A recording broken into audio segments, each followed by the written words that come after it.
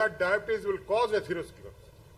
There are so many factors, hormonal imbalances, genetic factors, that a patient of diabetes will develop ultimately either cardiovascular disease or renovascular disease or cerebrovascular disease or even peripheral arterial disease. So today my aim is how to diagnose asymptomatic CAD and heart failure so that the end stage heart failure or coronary artery disease leading on to infarction may not happen. Diabetic heart has three main proponents, if you see.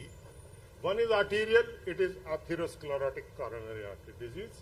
Second is muscular, affecting the cardiac muscles leading on to cardiomyopathy, result which is cause increasing incidence of heart failure.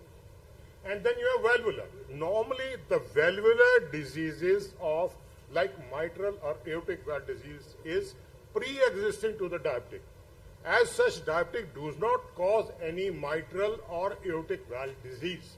Regurgitation may happen secondary to dilated cardiomyopathy. Now, let us first take up diabetes and coronary artery disease. Epidemiology-wise, if we go, that diabetic people in India is around 21.4%. And how many of them they are having asymptomatic CAD? We do not know at all.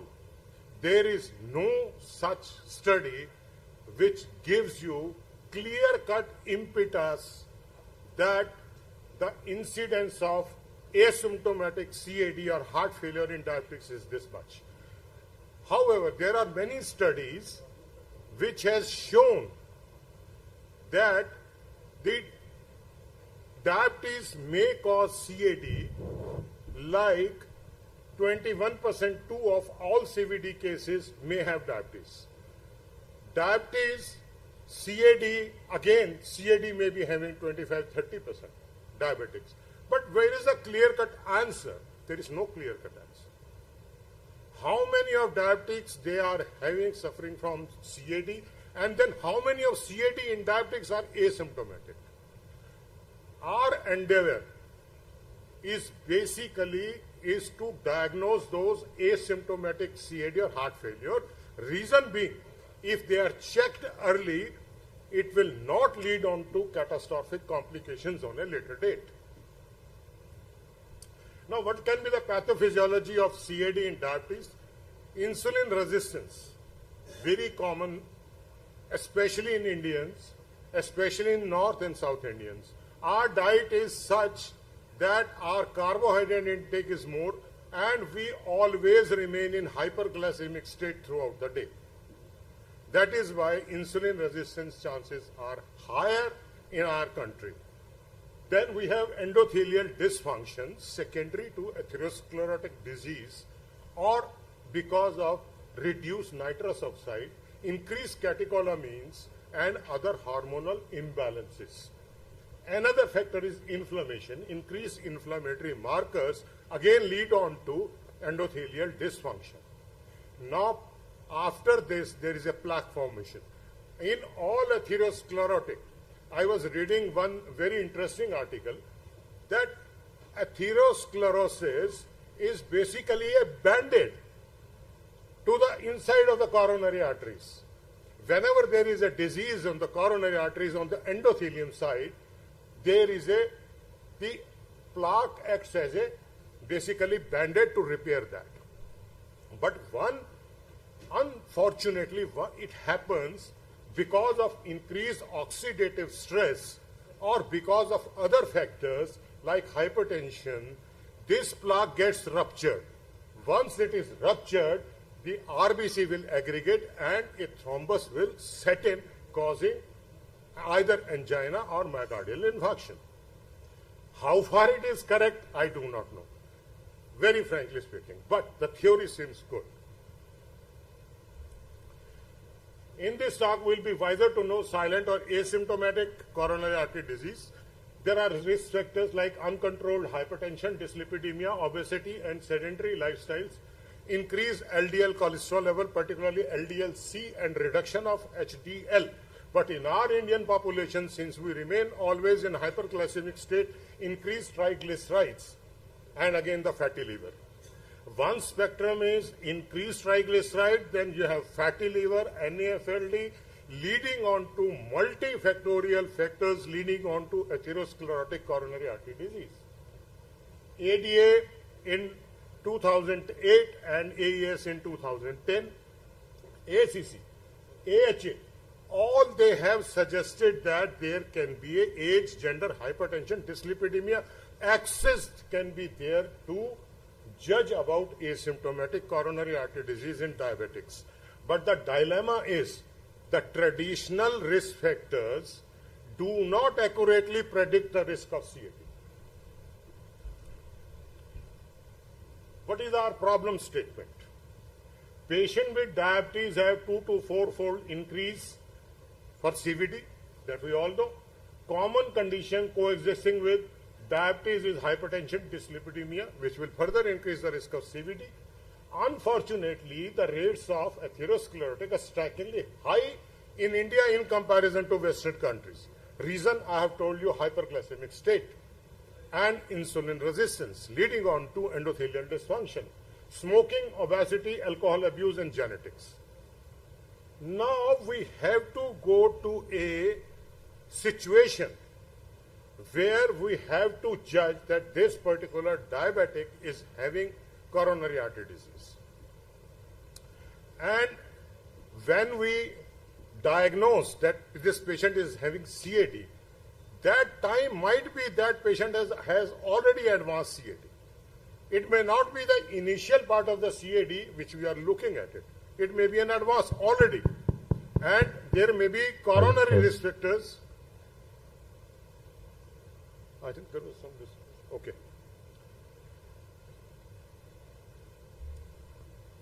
Prevalence of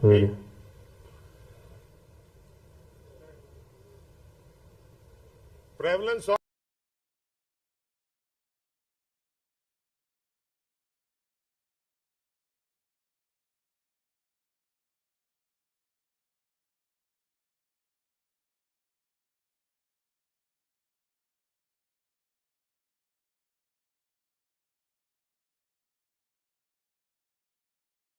of asymptomatic coronary artery disease, 30% prevalence, 60% have higher risk.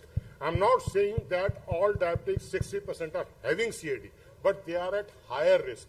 The prevalence is 30%.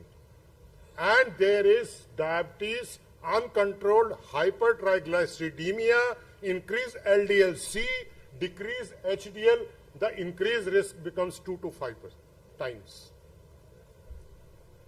Now prognosis, you all know that diabetics having silent CAD, all of a sudden patient may require hospitalization as well as angiography and angioplasty or bypass surgery.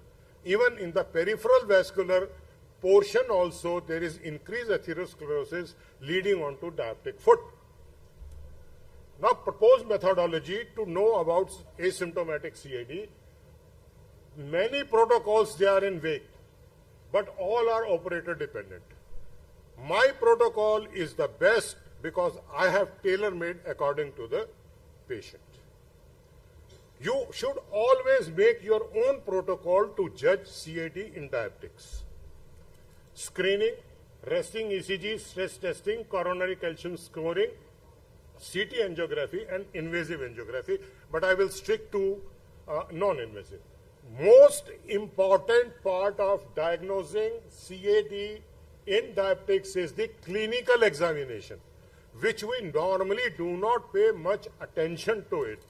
And in the clinical evaluation, it is the detailed history of angina, history of intermittent claudication in diabetics, even if the patient does not have previous CAD. So these are the good indicators. Waist circumference, blood pressure, cardiovascular, peripheral vascular examination, and fundoscopy. Very important to do fundoscopy. Serial fundus examination or the retinal examination gives you a clue and the presence of erectile dysfunction. Dr. Deepak Jamani will let you know a lot about you. Erectile dysfunction, one of the very common part of CAD in diabetics. It is an early sign and symptom it can tell you. Routine blood investigation, of course, they are very important. ECG. Dr. Khetan is the master of ECG. He is sitting here. Every Sunday he takes classes on ECG. Presence of Q waves, ventricular arrhythmias, AV blocks or STT deviations, even on resting, I am saying. I am not talking of after giving stress. This is just resting. Just do a simple ECG and see these things. Another important part on the ECG to see is RR variation, RR interval variation.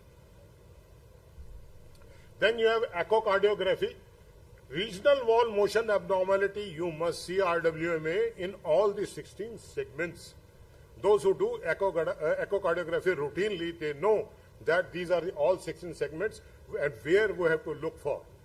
Another is LA volume index that we talked. Diastolic dysfunction, you have to calculate on echocardiography. LA volumes, and then stress echocardiography, whether it is TMT plus your echocardiography or dobutamine stress echocardiography, because many patients, they are not able to do treadmill, so we give them, we do dobutamine stress echocardiography. They can easily judge which part of the heart is having reversible ischemia, the myocardium. That you have to judge. Then you have speckle training or strain rate ratio. Stress testing, treadmill stress testing, we already have been doing. Now, after I see that in this recent times, TMT nobody does, because it has become more of commercialized centers, slight chest pain, whether diabetic, non-diabetic, subject to coronary angiography and do the thing. That's all. Many of our senior cardiologists, physicians, my friends, they do not start with plain simple ECG, echo or stress thallium. They just jump over to CAG and then PTCA or CABG, because after all, it is the money which matters, and the money comes from PTCA, CABGs and all those things, not from treadmill testing. Coronary calcium scoring on CT angio, very good parameter to judge whether your myocardium is healthy or not. Stress thallium, again, will tell you on rest and after giving stress. If you do the thallium, it will tell you how much viable myocardium it is and where the reversible ischemia is present. Then you have CIMT bifurcation scan, very useful for after doing carotid intima medial thickness to judge on echocardiography when you do the carotid scan also at the same time. These are the early indicators which tell you that this person is having CAD. Then coronary CT, the best part of the coronary CT is calcium scoring, and now with the advanced CT scans, doing CT angiography tells you exact place where the plaque formation is. But still, many studies, they advocate negative CT angiography is of more important than positive. Invasive, that was as far as CAD is concerned, as for in diabetics. Good clinical examination, stress test, stress thallium, stress echocardiography, and I always advocate to my patient a 6-minute walk challenge test. Normally, in our literature, it is being used more for heart failure. But even if you do in OPD in a very simple way, ask the person to walk for 6 minutes on a plain surface. If he is walking more than 600 meters in 6 minutes, that means his heart, peripheral arteries and musculoskeletal system is working very good. This he should check every month, that after 6 minutes how much distance he is covering. Suppose he is not able to cover after 3 months, he is covering less and getting dyspnea or the chest discomfort, that means he is developing coronary artery disease. So 6-minute walk challenge test, I advocate, should be done in OPD to all the diabetics. And heart failure, if we go, asymptomatic heart failure in diabetes, 20% is the prevalence. But if it is associated with other cofactors, other risk factors, the risk becomes 6 times more. And 30% of the patient of the diabetics, they remain undiagnosed till they come to a stage where they have fulminant heart failure. They are exhibiting symptoms of the heart failure like exertional dyspnea or chest discomfort. And one of the very important thing to know is how many stairs you can go up. Normally people say that I cannot go more than 40 stairs at a stretch at a linear pace, not stopping within. It seems okay for a diabetic, but less. The higher you are moving, 50 to 60 stairs, very good. 40 stairs, okay. But less than 40 stairs is definitely a problem. You must get investigated. Pathophysiology of heart failure, metabolic derangements, microvascular dysfunction, and structural changes. One of the commonest diabetic heart is that patient is having dilated cardiomyopathy.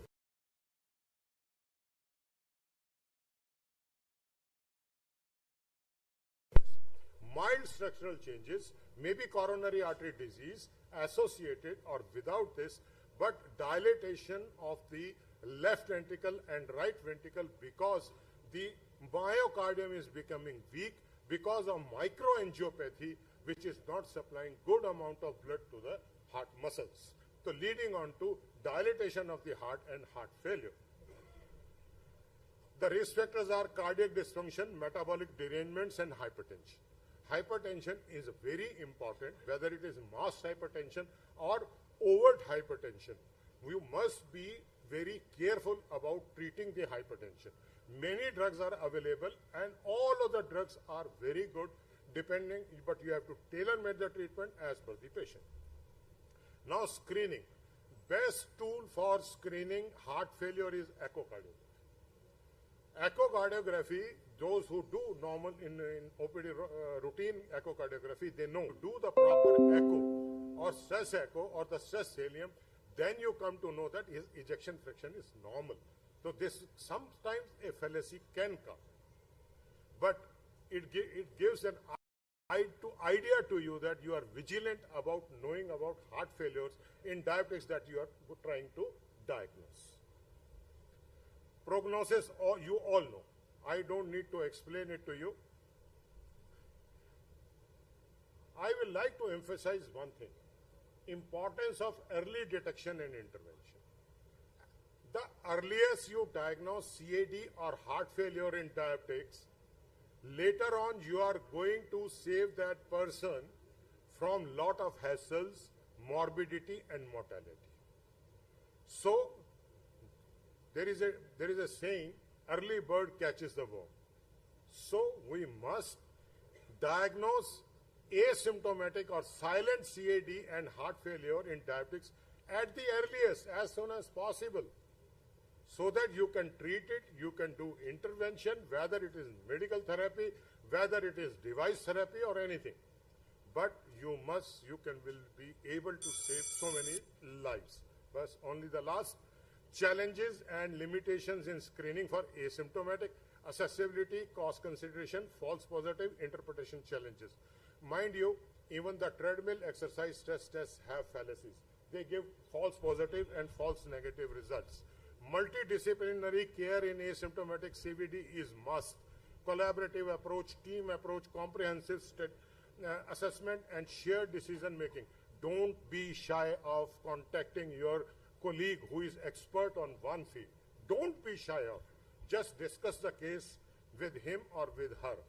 And conclusion is, key takeaways, importance of early detection as early as it is detected, multidisciplinary approach. It is not the endocrinologist which will treat diabetes or the cardiologist who will treat heart failure and hypertension. It is the approach by both, as well as the general physician as well as the family physicians. Emerging therapies, new therapies are being developed. Continuous monitoring is a must. All diabetics must undergo echocardiography, retinal examination, microalbuminuria, and many other tests, small, simple OPD tests, at least once a year. Reference and resources are my scholarly articles, educational websites, and continual education and learning from my seniors, those who have taught me, my teachers and my seniors, who have given my mind a fresh impetus to how to diagnose a asymptomatic CAD in diabetics. Thank you very much. Thank you very much, Dr. Taneja. You have covered a huge topic in a very small time. Two things I want to suggest. That CT angio calcium score, when it is more than 400, you should strongly suspect about the coronary artery disease, significant coronary artery disease. Absolutely correct, sir. And number two, that fatty liver, that's another important thing that we are not giving too much of importance to it. Unfortunately, there is hardly any treatment for that, but that will give an indication that significant coronary artery disease is there in diabetic. Definitely, sir. One of the, you are all are postgraduates. How do you know that this person is having fatty liver without doing any ultrasound examination or any biochemistry? Any idea? Just see the neck circumference. Below the iodine maple, see the neck circumference in centimeters, though it is related to the height. But if it is more than 37, you are likely to have fatty liver. Sir, Thank you, just sir. Thank you. Sir, just a query and a comment. So thank you, sir. This is Tapos from Kolkata. So it's an excellent and extensive discussion. What is the role of NT-proBNP screening for screening of asymptomatic, and what is any role of strain imaging, GLS? Strain imaging basically is quite useful to know the area and calculate the reversible ischemia. Suppose the apical part is having less strain rate, that means that part is having reversible myocardial ischemia. But strain rate, now it is a newer coming modality in comparison to the plain echocardiography. And there are colored strains, so you can easily identify that this area is ischemic and this area is non-ischemic. This helps in further when you do intervention on CAG or on PTC. Thank you, sir. Thank you, sir. Thank you.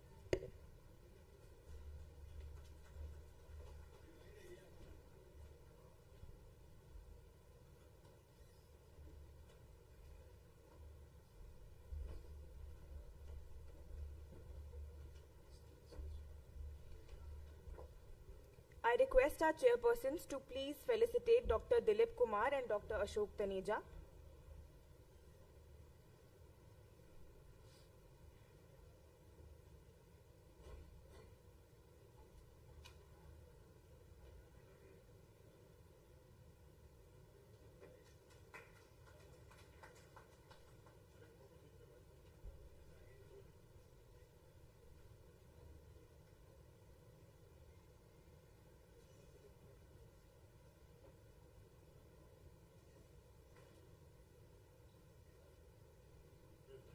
I request Dr. Dilip Kumar to please come up for felicitation.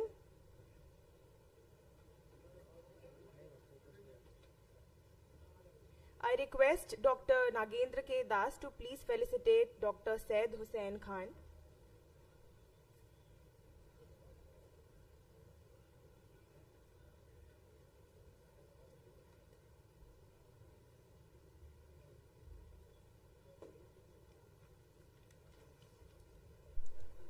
Thank you so much, sir. As we move on to the next session, I would now like to invite the next group of chairpersons, who are Dr. Ashok Taneja, Dr. Anil Virmani, and Dr. Vitul K. Gupta. I request you, sir, to please come up on stage and take the chairperson's position.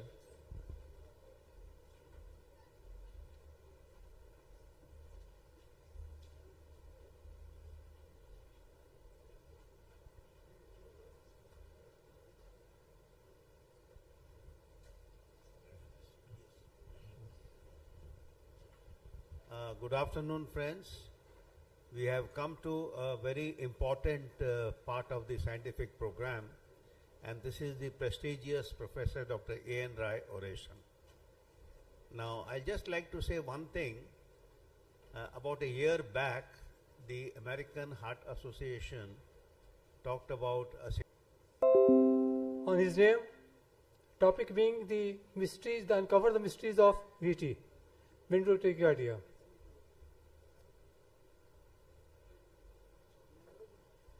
Taylor casting, the presentation aims at the concept of holistic approach, first time over the globe. I am presenting with the holistic approach how to reach or to diagnose the VT, first time. And multiple organs based approach as well in comparison too. Holistic approach include the initial timing, timing M to M activation, muscle activation to muscle activation. The second is the role of journey, the route of journey, either through the frontal lobe, frontal route or frontal axis on the horizontal axis both, based on that. Then this journey covering the atria and ventricular beats independency beating, sort of beating. Multiple approach, of course, a bird's eye view of all the organs available to the globe, but with special emphasis to the Brugada syndrome and the varicose algorithm. With these words, this is the fundamental slide. Normally, there is a transmission of impulses from the SC node to the His heavy node, the His bundle, and then the bundle branches, then Purkinje fiber centimeter to the muscles fiber. Here's the reverse journey. Here is the reverse journey. Ulta आदमी लटक गया है.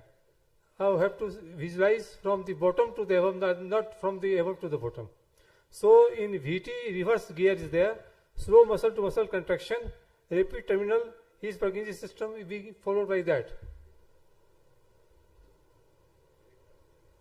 Here is the graph we use in ECG. The basic concept is that the small house of the graph contains the 0.40 0.4 millisecond rather to say, and the Q septal wave is less than that, 0.04 second. Wait, the Q to R wave activation time or the peak time is up to maximum 0.04 second, and the RR wave peak time maximum up to the 0.04 seconds. It's just a common sense, nothing else, nothing is so peculiar here. This is the novel basal algorithm given to the world by Minal et al. Jadwa et al., who says that the basic concept is dependent upon the muscle to muscle transmission in the case of the VT maximum. I am excluding the physical VT here, of course, for the purpose of simplicity here. The basic, there are three parts.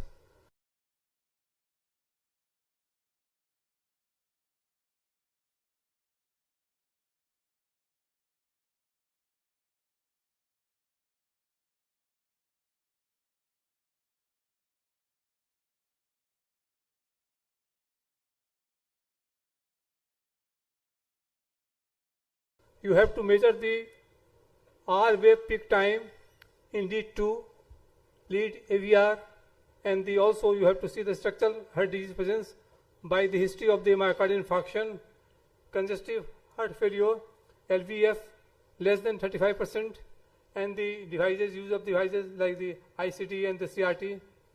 Then you have to measure the what's the R wave peak time. If the R wave peak time is rather more than this 40 milliseconds, which is important one, because that is the normally is maximum up to the 40 milliseconds. If it goes beyond 40 milliseconds, then you may consider that I am somehow dealing with the VT, provided you are dealing with two factors, two positive factors. That means in lead 1, lead 2 and AVR, both are the positive, or one of them plus structural disease is there. Then we are dealing with the VT in brief. But if 0 or 1 point is present, then we are dealing with the SVT. For these algorithms, probably Papa et al. Has devised the algorithm that the cut point of the 51 mm for the lead 2 and the just 46 milliseconds for the lead AVR. But for the purpose of simplicity, we have just have given the 40 milliseconds, as to say, in the case of for the purpose of this discussion. What is the holistic approach?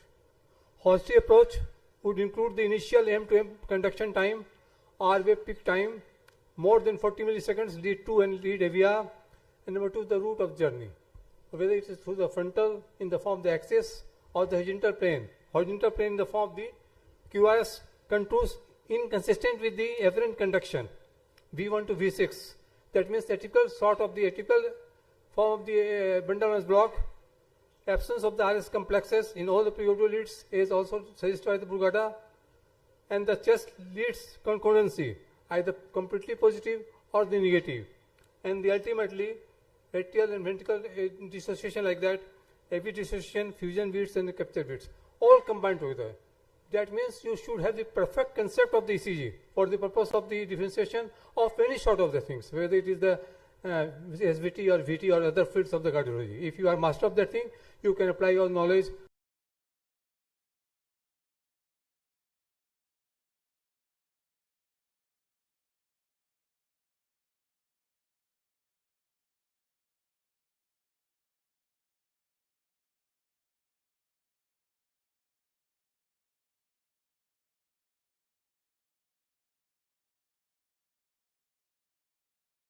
Throughout that thing, even to diagnose the ECG of different sorts of the things.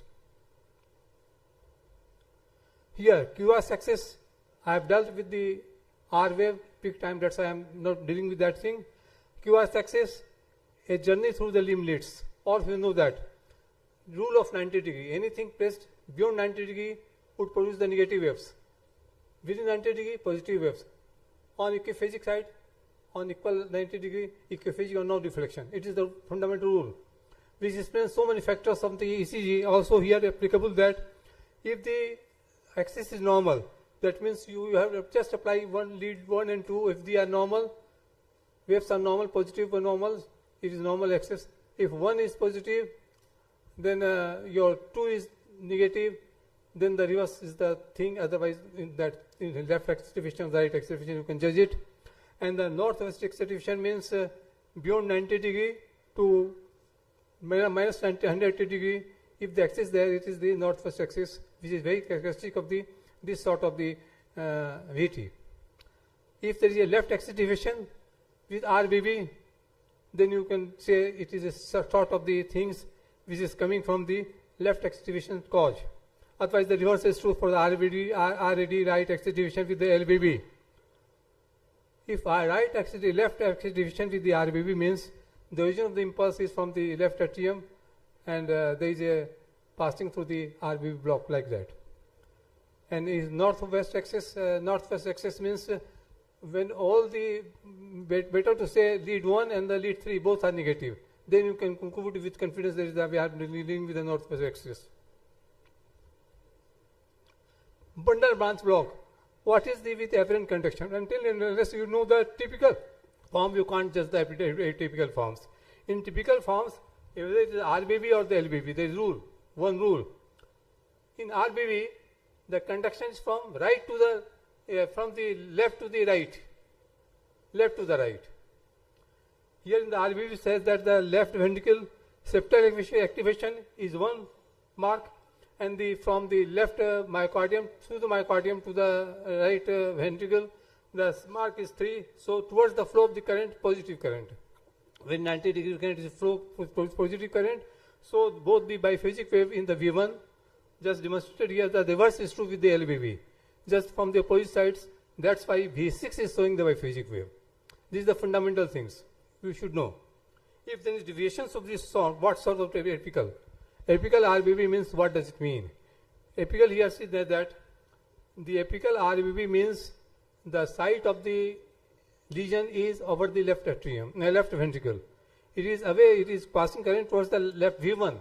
That's why V1 would show the positive currents, positive wave in the form that it may be the monophagic, it may be from the diphagic, it may be from the left here its sign forms. All have been demonstrated here, and that's the reverse of that over the lead V6. Or at times it may be in the form of the RS. If the RS ratio is less than 1, the same thing it is indicating. Otherwise, the same thing is there. More or less mirror sort of the reflection. Apical left LBB means Typical LV means the site of lesion is over the right one and just showing the left sort of the bundle of block. That's a very interesting things to know that. In that case, the reverse is true. The positive wave in biform by feet, maybe by feet, in the form over the V6 and just the negative over the lead V1. If we caught all of the V6, if any you see here Q wave, either singly or a QS for turns, you may also conclude the same thing. Just in brief, I am going through. This is a very important slide. Why absence of R pattern in all precaudal leads in VT? Why there should be absence of the RS pattern over the V1 as suggested by the Dr. Brugada? Your basis is that in left ventricle, you just imagine that there is a sequential activation. Left ventricle is thicker than the right ventricle, and both are synchronously activated through the electrical currents. So electrical flow more or less is smoothly coordinated throughout. But since left ventricle is thicker, it is passing towards the left ventricle. So there is a sequential flow from V1 to V6. That's why towards the flow of the current is the positive current. So in the leads V6, you will show the positive current from the R wave and negative current from the septal wave towards the opposite side. That's why the small negative Q wave is there. Otherwise, the small R wave is indicating the reverse side of the deportation through the right ventricle. And the same is true with the right ventricle. Am I right? So that's why it is the sequential flow. If the sequential flow is not, you are not finding the sequential flow, you say that something is wrong there. And this something is wrong there would be appearing in the form of the absence of the R and S pattern throughout the things. Normally, we are having the sequential patterns. One step is going, Dr. Panda is going, I am behind him.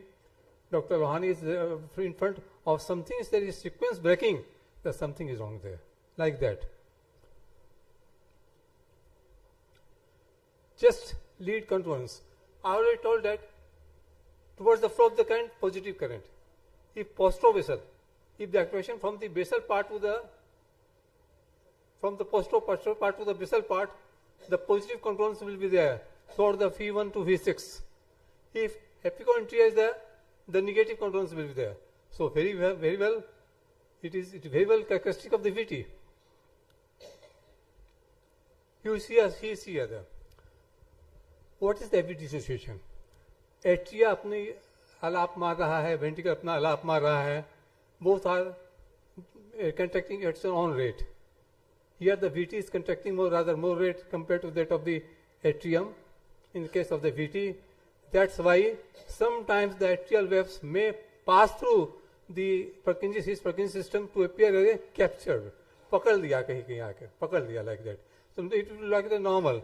Here is the capture beat, always it is encircled by the red, is the capture beat. When the capture beat and the ventricular beat, they combine together, they form the intermediate sort of the complex, what we call the fusion complex. So this sort of the things. Here the red is small p above, in the lead 2 they are the dissociated p, dissociated atrial waves. So any of the three, it is sometimes very difficult to, we don't see in all the cases. That's why there is a significance of the holistic approach. I think the coming world would adopt this holistic approach rather than to adopt a particular sort of the programming through the staging wise. What is the multiple step algorithms? Multiple step algorithms to diagnose BT or SVT includes a sequential application of concerned cluster of ECG findings. It needs a constant skilled learning. You have to see what are they, stepwise organization in your brain. It may require very much of skill by you. It may escape certain pertinent points which might be essential for the diagnosis of VT, because you are not going to take all the points together. You are having the cluster of points in your mind. So there is a significance of holistic approach is there. This is more time consuming, this process. Even no multi-step algorithm is completely perfect. This must be, no approach is perfect. That's why again there is a significance of multiple approach. What in practice? I prefer to go through the ECG once or twice or thrice at a time, whatever is being captured by the mind, I make a conclusion in the mind, whether or any sort of the ECG, whether BT or SuperGT or any other ECG, some conclusion comes to my mind according to some fundamental principles which are inserted in my mind by studying so many things. And then I come to this multiple algorithms, step 1, step 2, step 3, and step 4 like that. You may be landed in trouble sometime. There are multiple galaxy of rhythmic approach, multi-steps approach. Each of them is having some sort of merit, some sort of demerit. So we cannot be dependent upon that solely. So I think, to my opinion, holistic approach would be the most communicable or more understandable approach to analyze the VT in future, even at present era. Brugada algorithm. I am not going to discuss more because all of us are very much familiar with that anyhow. Absence of the RS complex in all precordial leads. Yes, it is there, then VT. Because rhythm pattern is broken down. It is from the foot to upwards. पाँव लटका दिया गया है, sir लटका दिया, sir नीचे है, पाँव ऊपर है. तो rhythm will be broken down. That's why RS to S pattern.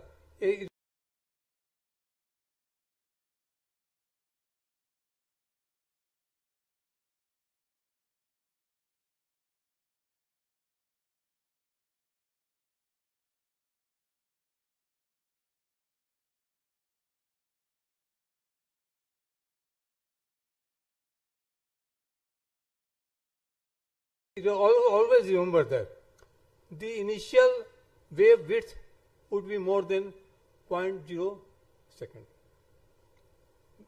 0.0, so 40 milliseconds, more than 40 milliseconds in other words. This S wave indicates the journey through the rightward mode. So it is negative. If you are placing the leads here, it is somewhat negative. So the combination of the initial wave to the distal, the nadir of the S wave would be more than somewhat expectation, than more than 40 milliseconds. So Brugada has suggested it to be more than 100. So it's okay. Then again the VT, otherwise the VT.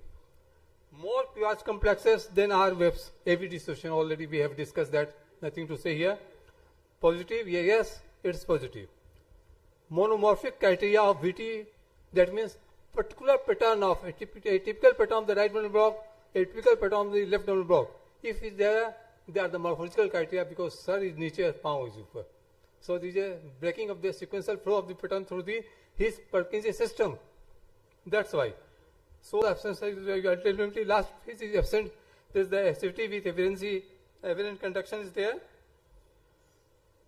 Working AVR algorithm is a very important one. Just if you concentrate over the AVR, you will look something. The initial component should be positive R.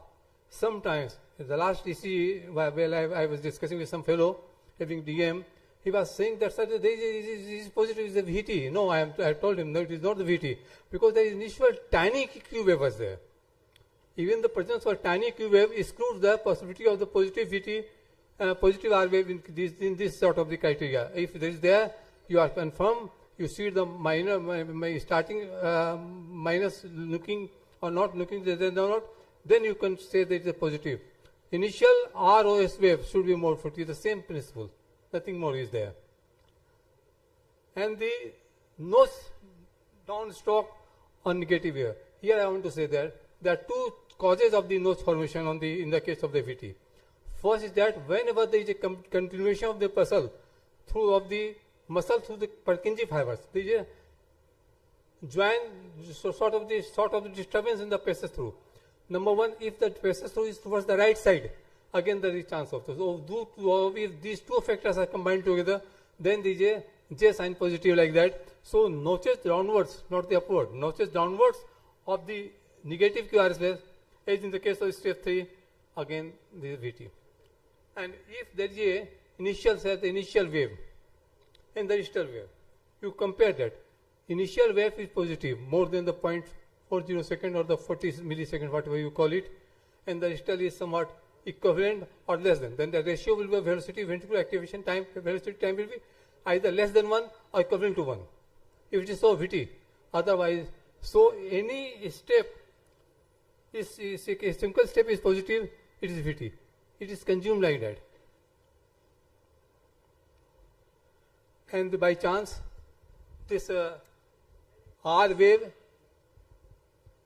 peak time criteria and the Bugara criteria and the Verkis criteria all more or less are showing the same pattern of the same sensitivity, same specificity and the accuracy. That's why. So ultimately take-home message would be the approach to the holistic approach. Thanks a lot, all of you. My words, thanks for patient hearing. Thank you, sir. It was a masterly oration befitting Professor Dr. A.N. Rai's status. Thank you very much. As token of appreciation, we will love to give a shawl to you so that your masterly advice regarding all aspects of ECG we remember and you keep on doing it.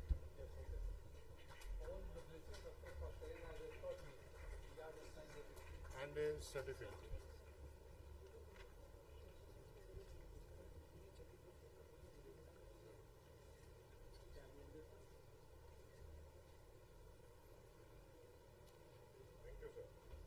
Thank you very much.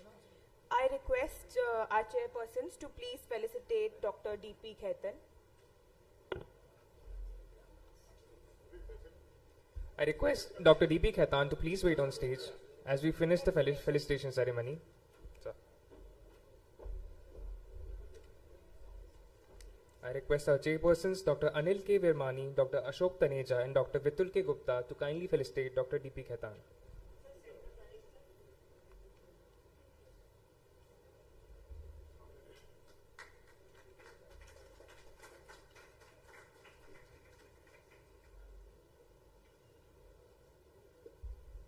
Thank you so much, sir.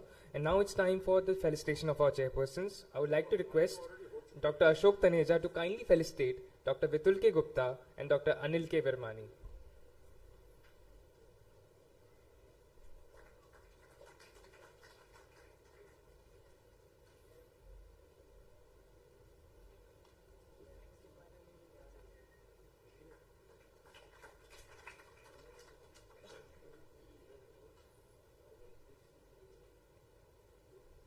Thank you so much, sir.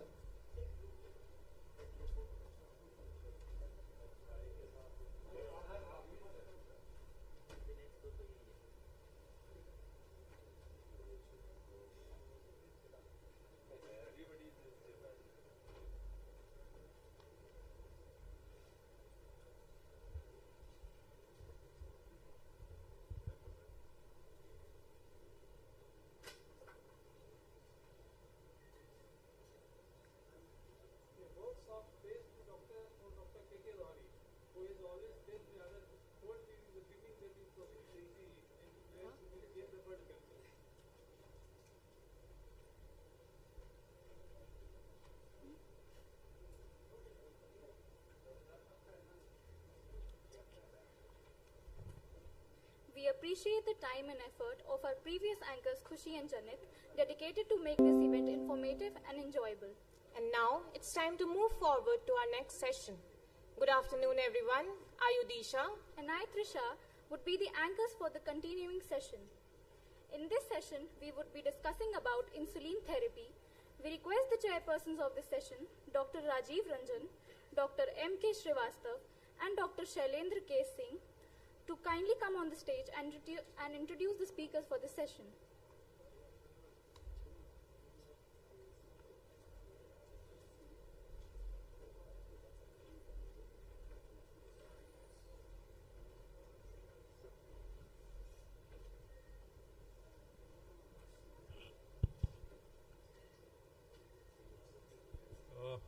Welcome to everybody, and thanks to Professor Matkara for inviting me here to chair this session. Today we are going to discuss about the biosimilars in diabetes overview, and to discuss this we have with us Dr. Munish Prabhakar, and all know Dr. Munish Prabhakar very well, and now I request Doctor for his excellent talk. Good afternoon, everybody. after the lunch time, everybody's feeling sleepy, so I'll not bore you too much. I'll be brief and giving you the details of biosimilars. Now, I am here in the constituency of our Honorable Prime Minister. I must say, I am not promoting here cheap medicines or Jan Aushadhi. I am not talking about generics. I am talking of biosimilars. So, biosimilars are basically similar to the products which have been approved by the FDA, like insulins or so many other medicines which have already been approved by the FDA, but they are made through a different process. And by taking the different route, they are less expensive and out of patent. So they are available so that we have more options for the patients. But why do we need these biosimilars? They are effective, they are cheap. Why? There are many seniors sitting here. They will remember that when in 1991, I'm talking of 1991, when ciprofloxacin came, it was 100 rupees a tablet. And now in 2024, when it has gone out of patent, you can get in 100 rupees full course of ciprofloxacin. So that's what the patents do to our medicines. That's what all these medicines which come and are patented, they are so expensive that they are out of the reach of all those who deserve to take those medicines. And we need to have some biosimilars so that we can give our patients those kind of benefits which they are not getting. So they are definitely cheaper options, but they are effective options. Because of bringing down the cost, we are not compromising on the biosimilars, on the efficacy that I shall be discussing in our further slides. Now, as I said, safety and effectiveness. They are expected to be as safe and as effective as the original product. They may not be. There will be a few things which are not there, but certainly they should be. They are developed by a stepwise process which makes them structurally and functionally similar to the things. For example, we have to go to one particular destination, and in those destinations there are 2 or 3 different routes, but the destination remains the same. That's what the biosimilars are. Our product becomes the same, but the process of manufacturing, development of manufacturing, and other things, they are definitely different. So the product is the same, but process of manufacturing is different. Approval by the FDA as first interchangeable biosimilar insulin, Semglee, which was done in 2021. Of course, they are much less expensive than the original product, which can reduce the treatment cost significantly. Competition, the development of biosimilars can increase the competition from various manufacturers, as they can all make the same product by taking the different routes, and they can make the same kind of products available. But of course, there is no awareness about the biosimilars, and those biosimilars need to be made popular by the companies with healthcare professionals and those people who are suffering from diabetes. But naturally, there are the cost factors. If the medicine is cheaper, naturally, they will not be very popular with the pharmaceutical companies who are sponsoring all the things that are being done in the conferences. So, exact definition, what is biosimilar? This is the generic version of the existing insulins or medicines which have received legal approval after preclinical and clinical data providing their similarity. This is very important. There has been a legal approval given. Various organizations in various countries, they gave the approval as per the requirement. And these are the biological medical products, and they are produced biologically for medicinal use, which are similar to originals but not identical. All the biosimilar insulins are produced from living organisms. The patent for manufacturing of insulin and insulin analogs are expiring very, very shortly. And there comes the role of biosimilars. And that's why all the companies are coming together to make biosimilar insulins, because once the patent goes away, they can bring out their biosimilars, and they have by that time finished their preclinical and clinical trials for that. How it differs from the normal insulins? They are large size and complex structures, nature of manufacturing process and hence the variability in actions. Safety profile can be different, and hence sometimes there can be hazardous consequences, because these are chemicals ultimately made from living organisms. But yes, there can be, if not made exactly the same, there can be some hazardous consequences. There could be presence of impurities, and so there could be more side effects. There could be higher immunogenic effects, more exposure to light and heat, hence they could be unstable. There is a difference in biotechnological manufacturing process between companies, so the product offered by them are not identical. So we cannot say that if we are using insulin from one particular company, we can replace it with other insulin companies. They may differ in their action as well as their efficacy. These drugs are generic drugs, which when we were talking about generic drugs, they are generally interchangeable as they are therapeutically similar.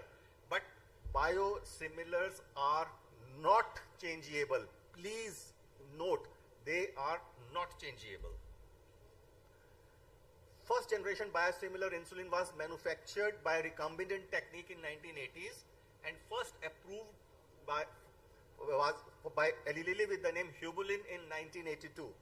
It was in Europe later in 2014. Worldwide, there are more than 400 new biopharmaceutical under trial, more than 400. And those products are insulins, monoclonal antibodies, granulocyte stimulating factor, and erythropoietin. The global market is now considered for biosimilars to about $125 billion. That was about 6 years back. So it could have doubled by now. They are as good as gold, cost effective, but are they clinically compared to the reference insulin? We need to check that. How much comparable is biosimilar to the reference insulin?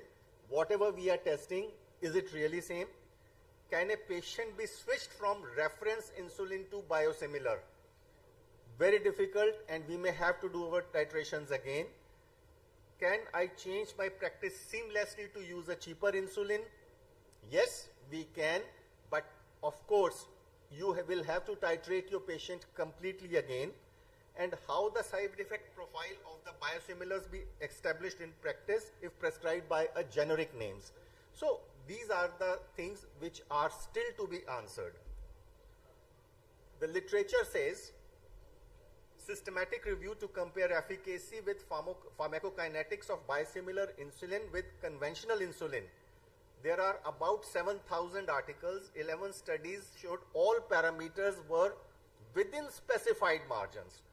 They were within specified margins, they were not the same. Most existing publications were supported by manufacturers of original insulin formulations. Please take a note of it. One fundamental issue with biosimilar insulin is the profound lack of scientific publications, because most of the scientific publications are available to us from the insulins that are existing, which are very expensive, and lots of study and research which is very expensive has gone for that. So we do not have too many publications. Yeah.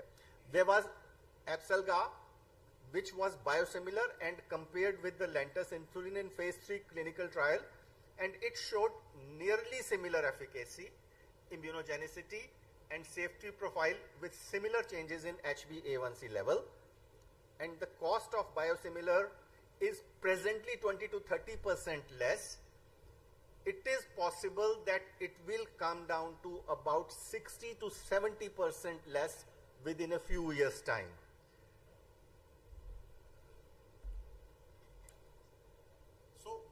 large insulin manufacturers have well-established marketing channels, I have already said.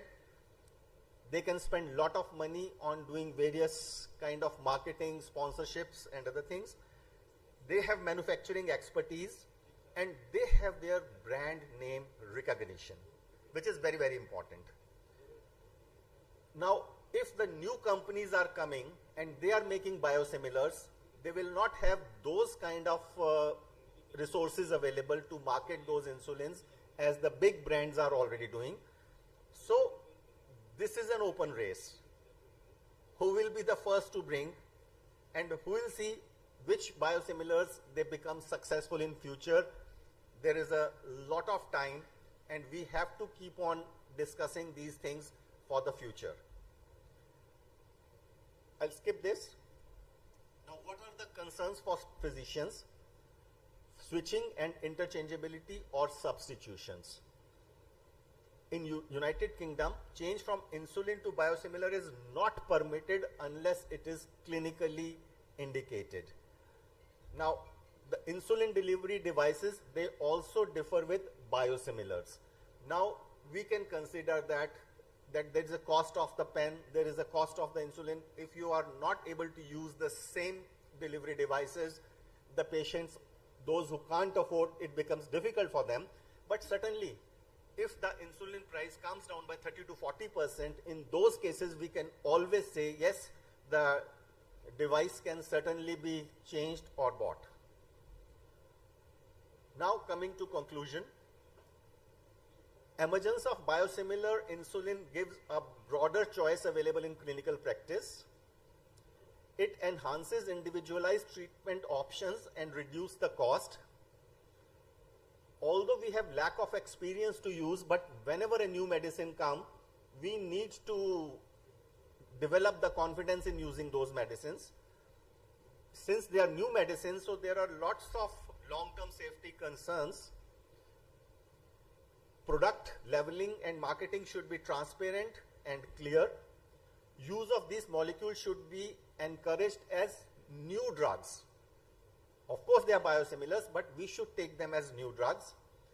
Unnecessary switching over in stable patient at this moment is not required unless we are more sure about these things. And as these molecules are manufactured through very complex processes, and they should not be considered as identical to the original products. So again, coming to the same thing, that basically we should not rush into those things. Let more studies come, let more the things be available, and once more literature starts giving us the idea that yes, these biosimilars are good, we should definitely give our patients the benefit of cheaper and similar products. Thank you very much. Thanks, Doctor, for your excellent talk. Dr. Prakahakar has rightly said that biosimilars are similar, but they are not identical. So they cannot be interchanged. For interchange, you have to give the data, like switch study or interchangeable study. Now the topic is open for the discussion. Any question, comment, or query from the audience? One question from my side. Yes, please. We have got Lentus and we have got Biocon Besagloa. Whether they are interchangeable or not? See, again, we have got some data available with us. And we have done lots of changes in my practice as well as in other practice. We find that yes, they are suitable, but if you find, do I have a data, hard data to put in the place like conference? We do not have that hard data to between the compare of the two, comparing the two of these ones. But yes, I think we can. But as I told in my lecture that whenever we are doing the changes, take it as a new medicine. Don't take it that we are just comparing it. Do your new titrations. Look for your efficacy, safety, side effects and everything as a new medicine. But certainly it is changeable. Any question?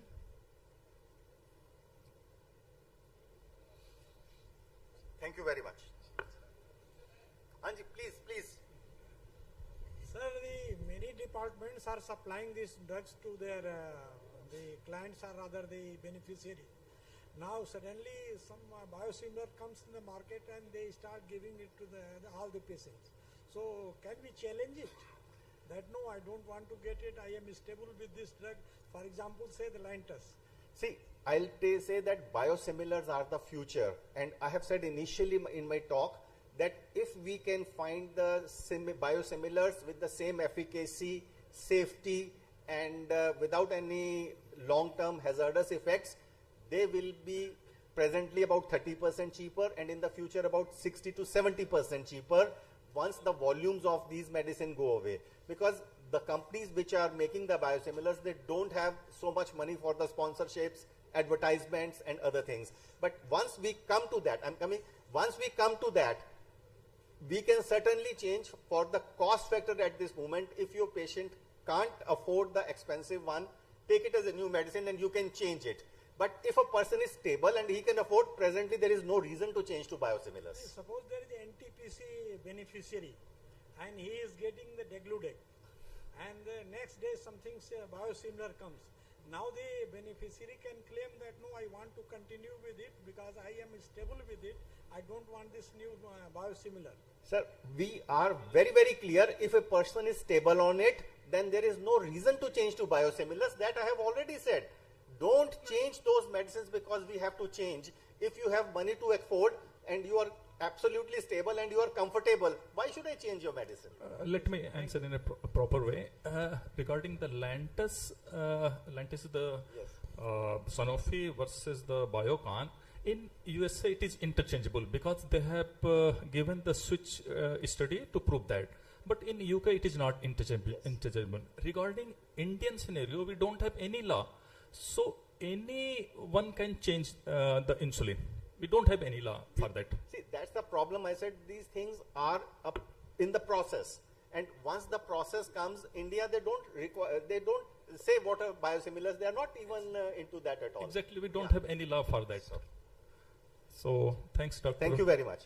Welcome, sir.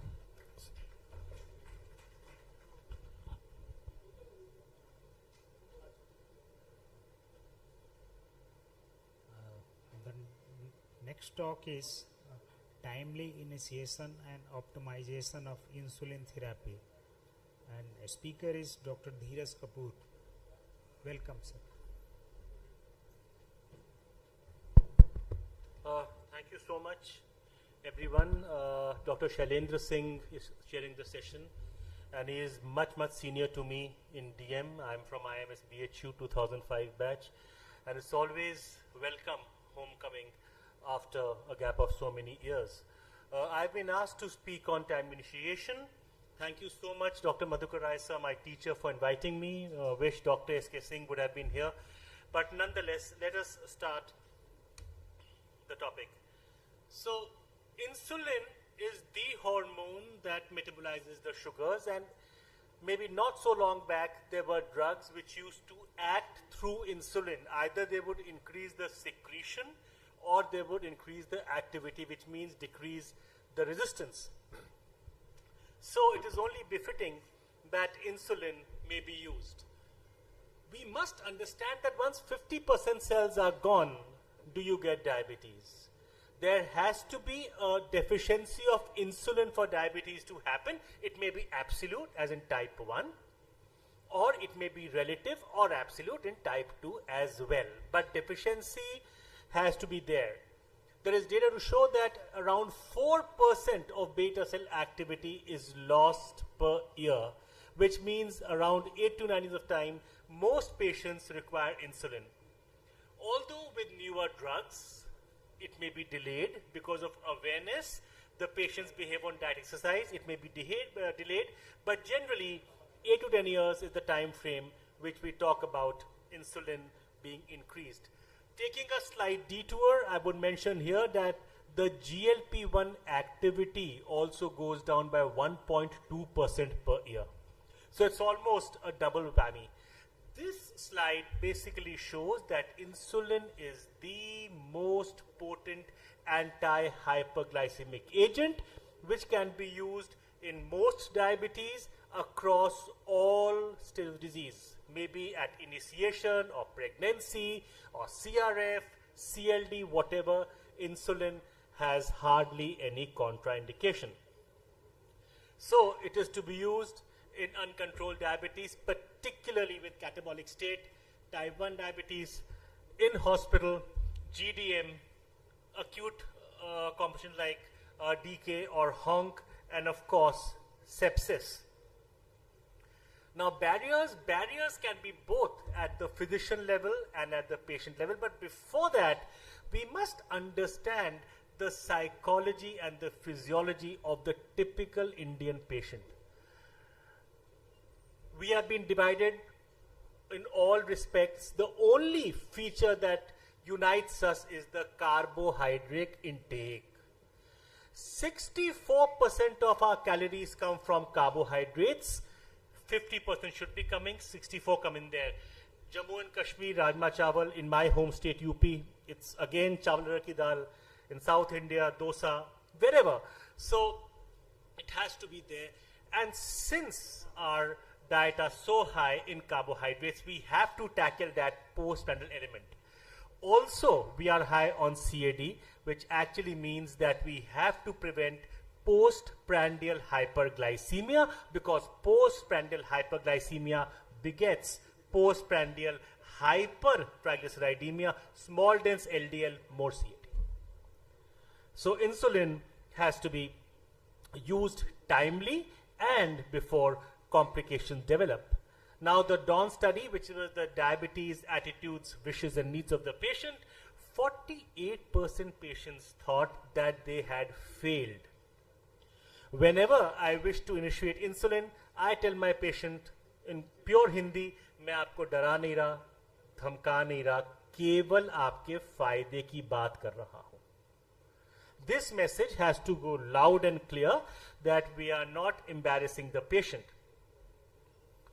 52% were worried. Why? Because of once initiated, you may not stop it. And second, of course, the fact is that it is a prick. And of course, a pathetic 1/4 believed that they would do well. So patient barriers, personal failure, guilt, embarrassment. This is the last resort. My disease is out of bound now. Hypoglycemia. This is a major fear in the patient mind. And rest assured, if you cause hypoglycemia, patient will never use insulin again. Rest assured. So initially during the titration phase, you've got to be very careful, start low and go slow. So lack of patient's confidence, and of course, how many times with every meal? If there are 2 insulins, will I mix the 2? What happens if I interchange? So lots of queries come in the patient mind, and therefore, if we have to start insulin, we have to spend at least some time, or at least our coordinators would do that better. So what are the guidelines? As I said, start low, go slow, and fix the fasting first. That is the dictum. It may not be possible generally, but at least one can strive for it. The second point is the patient needs to be told there is no point in starting insulin if you are not titrating it. There is no point. And they must be told that insulin has no upper limit. We as doctors know it has an upper limit. We know that. But this statement would build the patient's confidence.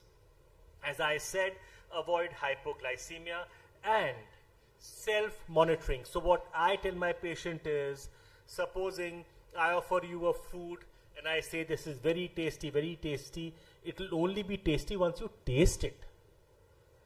So you keep on taking insulin. Don't check sugars. Sugars तो control रहेंगे क्योंकि आपने check ही नहीं की. जब check करेंगे तब मालूम पड़ेगा बढ़े हुए. So always the proof of the pudding lies in tasting it. So SMBG is integral. About the basal insulins, well, NPH is not a true basal. We know that. It is twice a day. It has a peak, and that can cause nighttime hypoglycemias. Also, detimir, again, 12 to 14 hours. Not a true one again. Glargine 100, we were told it lasts for 24 hours, but with experience, we've understood 17 to 18 hours is the best we are talking about. And of course, then of course we have U300 and of course Degludec, which are actually true basal insulins. With the U300 Glargine, you have a window of 3 hours, and for the Degludec, any time between 8 to 40 hours of the previous injection is what you can do. So starting dose of the basal, 10 units per day or 0.1 to 0.2 units per kg per day.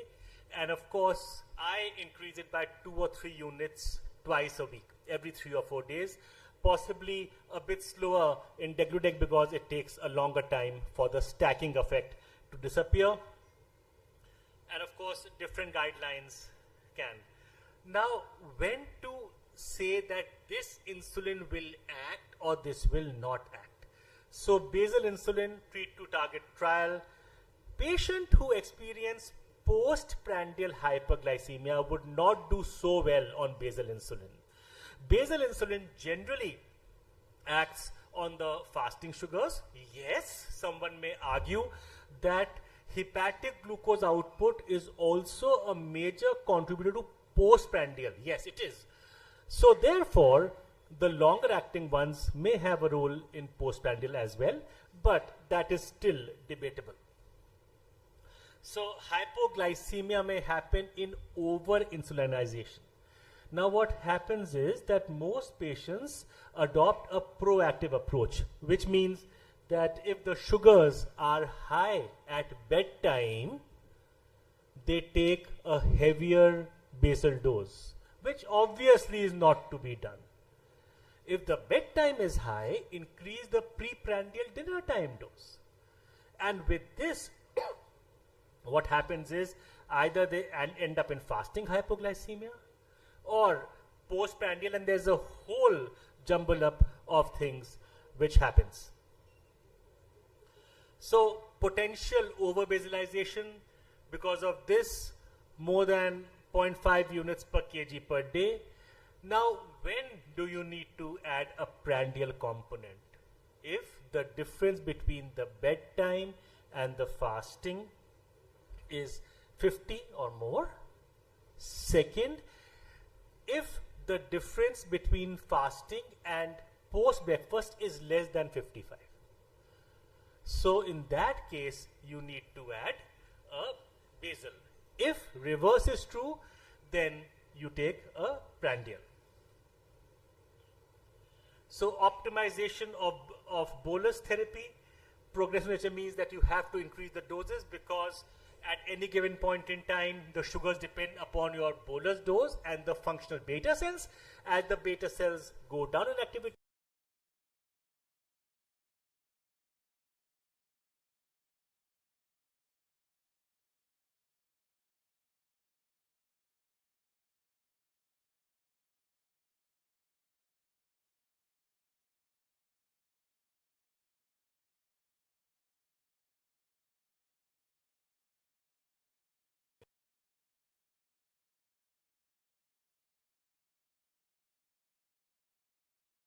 it is obvious that you need to increase the basal insulin. So when do you need additional doses? If the bolus doesn't work, there are 2 or 3 approaches. Number one is the basal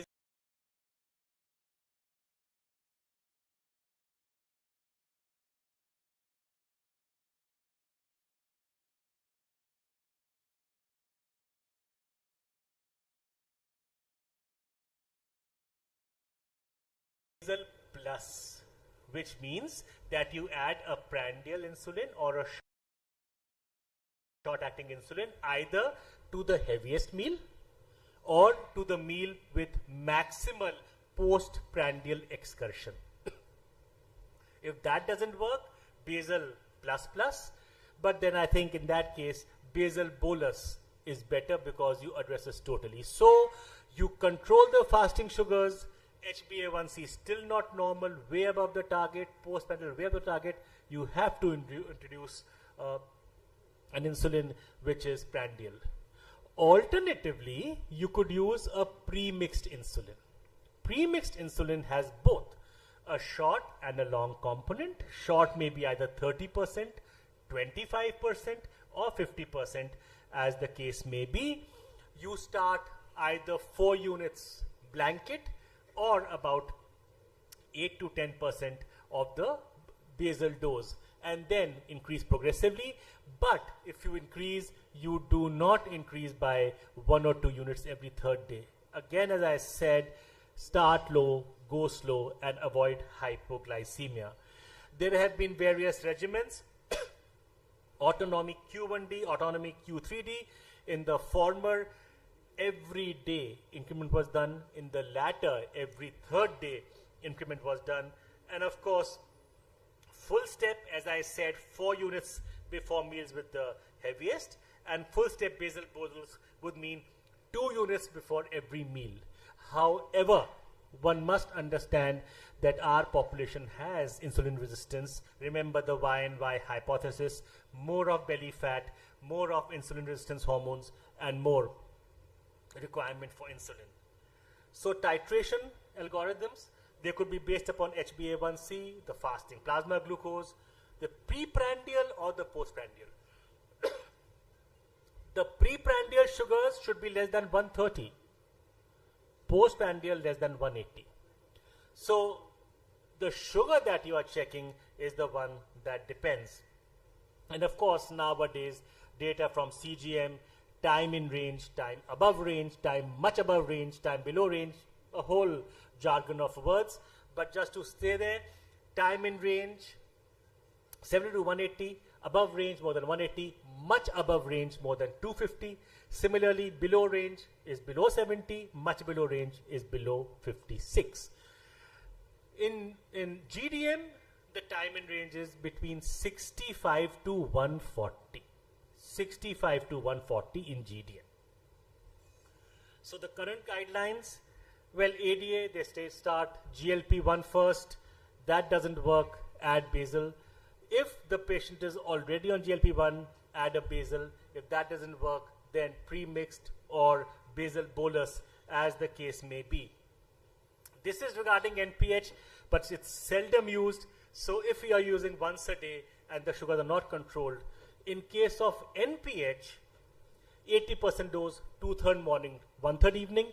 In case of the recent ones, 80% half morning, half evening. So because NPH, you are really scared about nocturnal hypoglycemia. And therefore, after that, you may add the bolus. The preprandial, I reiterate, 4 units per day or 10%. If the HbA1c is less than 8, if it's more than 8, then actually it is 0.2 to 0.3 units per kg per day of basal insulin, and the bolus increases accordingly. So this is the stepwise above target. Fix fasting first. If that is not the case, give a preprandial insulin concomitantly so that both can add up. On a lighter vein, the pre-mixed aspart and pre-mixed lispro, the 2 insulins are married to each other, while in the co-formulation, which is degludec and aspart, they are actually in a live-in relationship. So you must understand that that is much, much superior. So RSSDI guidelines, now across the board, they say start basal to fix fasting first. But RSSDI has considered our population, and it says that since the carbohydrate is very high, at night time also you could start with either a pre-mixed insulin or a co-formulation. So as I said, HbA1c less than 8%, 0.1 to 0.2 units per day, and if it's more than 8%, then 0.2 to 0.3, and increase via the algorithms, although I don't believe in algorithms, because while increasing, you have to consider the weight of the patient, the timing. Night time, the cortisol is at the lowest, growth hormones are very high, which means that the counter regulatory hormones are at the lowest at night. So that is why nighttime dosages are believed to be less than the daytime dosages. Now, injection techniques are very important. Spirit should not be used ideally. It could ideally be a warm water or boiled water cold to room temperature, which means it's sterile. Second, just have a look at my fingers, the middle finger and the thumb. They are used to pinch the skin. Use all the 4 fingers to pinch the skin. You'll pinch the muscle as well. You may actually end up giving an intramuscular injection of insulin, which obviously absorption will be all over the place, absolutely erratic, and sugars can be troublesome. And you may also have hematomas in there. Not dangerous, but alarming for the patient. Second, once you inject, stay in there for 3 to 4 seconds. Third, do not rub. Fourth, change ideally every time, but in our kind of a population, at least 3 or 4 can be given. Earlier, if it becomes painful, it means that the needle has gone blunt, so you may change. You should never wipe the needle with either spirit or water. There is silicone coating in there, and it may actually be painful. If the patient is flying, it is always to be in hand baggage. Never in check-in baggage, because it may freeze and it may get denatured. So, to summarize my talk, we were glucocentric, but I think that glucocentricity is not sufficient, but it's still should be an integral part of management. Of course, complication-centric, it is important, but at the same time, we should not forget the glucocentricity. And of course, you must address the ominous octet of Defronzo. So, treatment should be effective, it should be safe, you should not waste insulin or resources for that matter, so efficiency. Avoid therapeutic inertia, never be scared. If I prescribe the insulin, the patient will run away. No, he won't run away, he will come back to you, rest assured. And of course, patient-centeredness. So, the take-home message, and I read verbatim, insulin is paramount in reaching A1C goals. New insulin formulations have helped to address barriers such as fear of hypoglycemia, the need for multiple daily injections, and pain with large injection volumes. Assistance with insulin titration and timely follow-up may help to improve adherence to the regimens. Effective communications that takes patients' beliefs and preferences into account is paramount. Thank you so much for your patience. Thank you, sir, for your excellent and precise talk. May I have the invitation, a question from the audience? I think this is the most important lecture, because in India we face problem in timely initiation as well as optimization of insulin therapy, and I must compliment you for highlighting all the issues very appreciably to remove the patient's inertia, because generally what happens, if you tell the patient he is going to run away and he is going to go to 4 or 5 physicians who are going to treat him for 4 or 5 months, and initiation is delayed by 2 years till the patient realizes that oral hypoglycemics are not going to be effective, and the first doctor told me to get insulin, then again definitely he is going to come back to you. Thank you very much. One question from my side. Dr. Dheeraj, here. We have got many basal insulin. Which is better, Glargine U300 or others?